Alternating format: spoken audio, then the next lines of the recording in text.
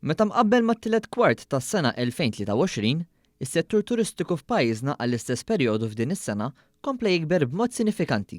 Din l-informazzjoni ħarġet minn sondaġġ maħruġ minn Deloitte b'kollaborazzjoni mal-Malta Hotels and Restaurants Association, l-MHRA, fejn ġew innotati bosta ċifri li jkomplu jitfgħu dawl fuq l-impatt ekonomiku pożittiv li qed iħalli s-settur turistiku lejn pajjiżna.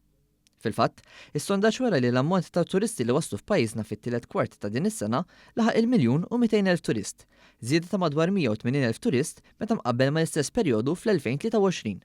L-ammonti tal-jieli li t-turisti qattaw f'pajjiżna wkoll żdiedu hekk kif qabeż dak tas-sena l-oħra b'aktar minn 871,000 lejl.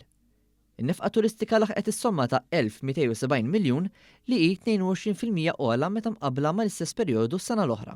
Lukandi ta' 4 u 5 tilel raw żieda wkoll fl-okkupazzjoni tagħhom.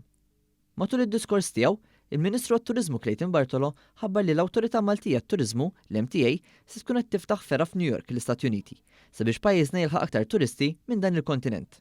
Il-President tal-MHRA, is-Sur Tony Zara, enfasizza kemm importanti li pajjiżna jibqa' għaddej fuq dan it-tragward turistiku li pajjiżna miexi leħ.